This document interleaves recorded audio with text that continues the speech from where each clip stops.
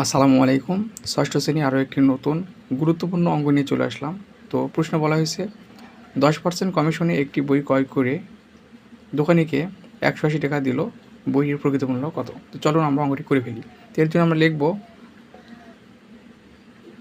10% কমিশনে বইটির বর্তমান মূল্য আগে বের করে নিতে হবে। তাহলে বর্তমান মূল্য কী হবে? 10% কমিশন, তার মানে আগে ছিল কত?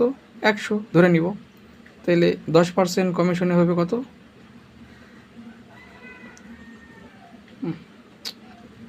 তো ভুল। 10% কমিশনে কত টাকা হবে? 90 টাকা।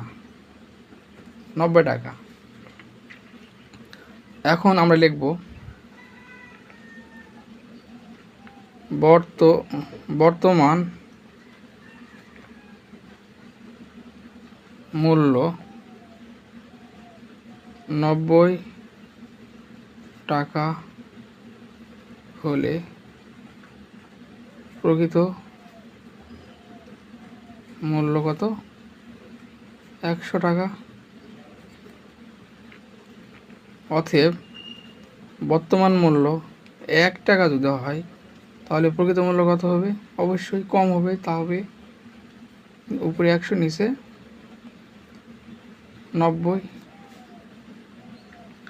অতএব বর্তমান মূল্য কত দেওয়া আছে? 180 টাকা দেওয়া হয়েছে। 180 টাকা হলে প্রকৃত মূল্য কত হবে? অবশ্যই বেশি হবে, সেই জন্য আমরা গুণ করে দেব 180, নিচে 90। এত টাকা। কাটাকাটি যদি করি 9 দুগুণ 18, 100 দুগুণ 200 টাকা। তাহলে বইটির প্রকৃত মূল্য 200 টাকা। ধন্যবাদ, সবাই বুঝতে পারছেন। পেজ থেকে দেখলে অবশ্যই ফলো দেবেন এবং চ্যানেল থেকে দেখলে অবশ্যই আমার ইউটিউব চ্যানেলটি সাবস্ক্রাইব করে পাশে থাকবেন। ধন্যবাদ সবাইকে।